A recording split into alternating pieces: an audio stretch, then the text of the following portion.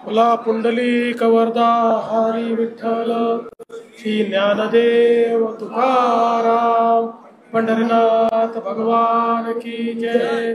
माऊली ज्ञानेश्वर महाराज की जय। जगद्गुरु तुकाराम महाराज की जय। हिंदवी स्वराज्याचे सरसंस्थापक छत्रपती शिवरायांना मानाचा मुजरा करतो। भारतीय राज्यघटनेचे शिल्पकार भारतरत्न डॉक्टर बाबासाहेब आंबेडकर यांना मानवंदना अर्पित करतो आणि ज्यांच्या आशीर्वादाने, ज्यांच्या कृपेने आपण सर्व लोक या आषाढीचा आनंद घेतो आहे, त्या पांडुरंगाच्या चरणी नतमस्तक होत त्यांचा आशीर्वाद घेतो। आज या पवित्र पर्वावर या ठिकाणी उपस्थित असलेले आपल्या मंदिर समितीचे अध्यक्ष श्री गहिनीनाथ महाराज औसेकर, त्याचप्रमाणे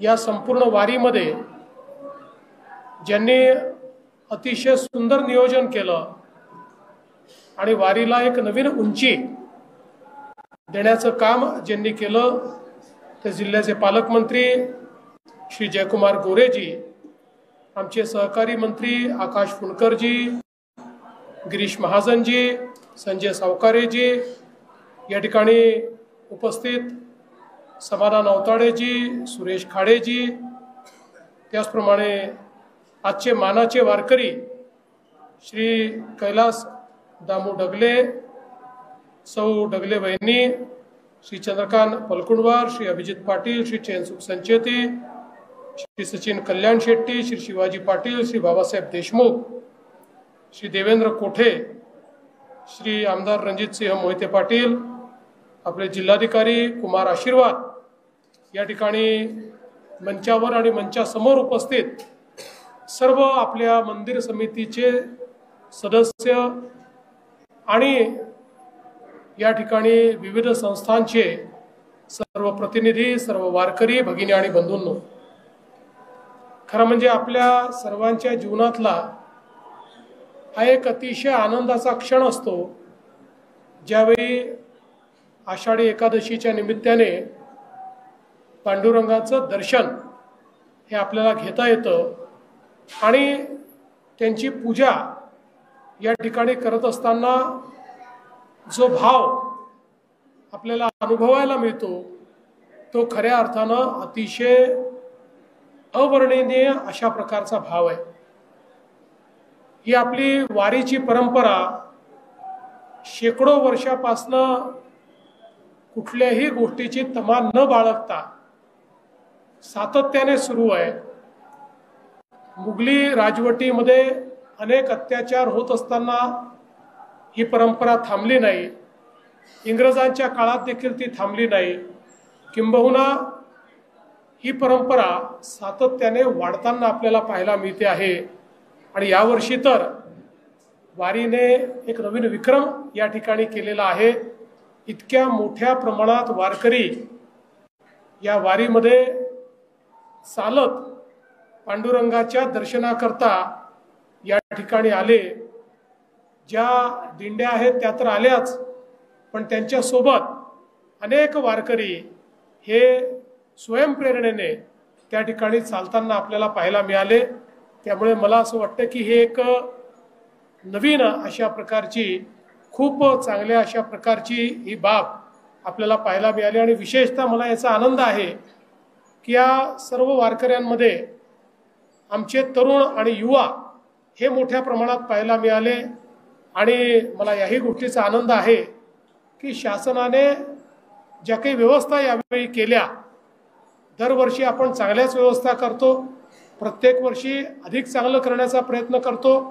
यावेळी आमच्या पालकमंत्र्यांच्या नेतृत्वात प्रशासनाने चांगले जर्मन हँगर्स तयार केले, त्यामुळे पावसाची चिंता न करता चांगल्या प्रकारे थांबण्याची व्यवस्था त्या ठिकाणी झाली।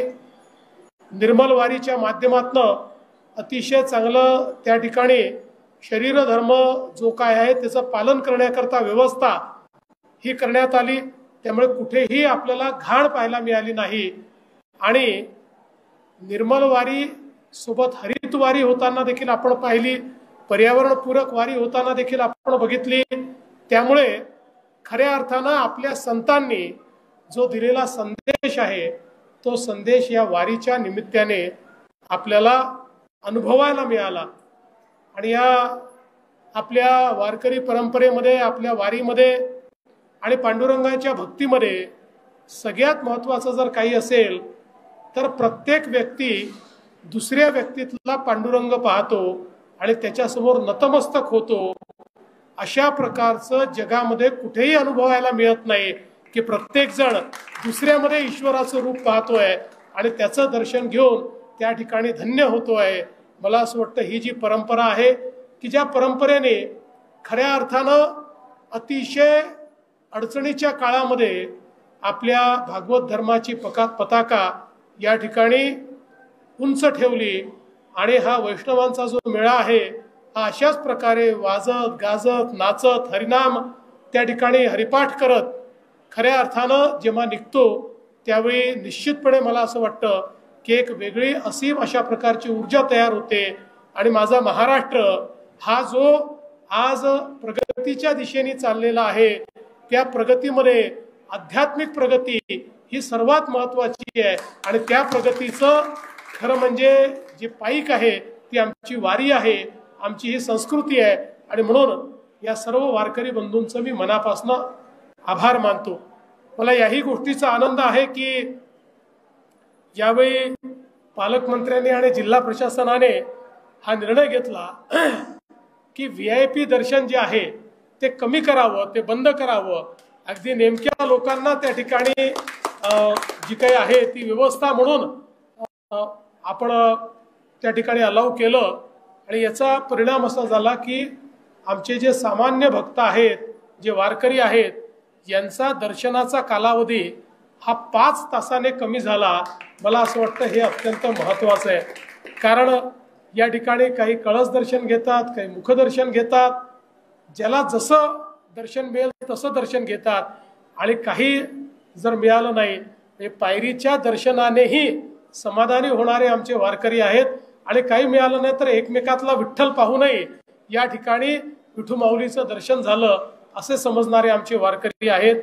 त्यामुळे खऱ्या अर्थानं विठ्ठल रुक्माई हे आपलं आराध्य दैवत, या आराध्य दैवताच्या या आजच्या अतिशय महत्त्वाच्या दिवशी आपल्या सर्वांना मी मनापासून शुभेच्छा देतो। आमचे मानाचे वारकरी जे आहेत त्यांनाही शुभेच्छा देतो आणि त्यांना पांडुरंगाचा आशीर्वाद मिळाला त्यामुळे आज खऱ्या अर्थानं हा अग्रपूजेचा मान त्यांना मिळाला। असाच पांडुरंगाचा आशीर्वाद त्यांना मिळत राहो आणि त्यांची भक्ती फुलत राहो अशा प्रकारची पांडुरंगाच्या चरणी प्रार्थना करतो। आणि खऱ्या अर्थानं पांडुरंग आपल्या सर्वांना आपल्या मनातलं ओळखणार आहे, त्याच्यामुळे त्याच्यापुढे तसं काही मागावंच लागत नाही। पण तरी देखील पांडुरंगांना एकच मागणं आहे की आपल्या महाराष्ट्रापुढची सर्व संकट दूर करण्याची शक्ती ही पांडुरंगाने आपल्याला द्यावी, आपल्याला सगळ्यांना सतमार्गाने चालण्याची या ठिकाणी सुबुद्धी ही पांडुरंगाने द्यावी आणि विशेषतः आपल्या बळीराजाला सुखी समाधानी करण्याकरता या ठिकाणी पांडुरंगाने आशीर्वाद द्यावा अशा प्रकारची पांडुरंगाच्या चरणी मी प्रार्थना करतो। आमच्या मंदिर समितीचं, इथल्या सर्व कर्मचाऱ्यांचं, पुजाऱ्यांचं, वेगवेगळे जी काही इथली कामं आहेत ती सांभाळणारे जे सगळे लोक आहेत अशा सगळ्यांचं मनापासून मी अभिनंदन करतो आणि माझं बोलणं संपवतो। धन्यवाद। जय हिंद, जय महाराष्ट्र, रामकृष्ण हरी। देवेंद्र साहब आगे बढ़ो।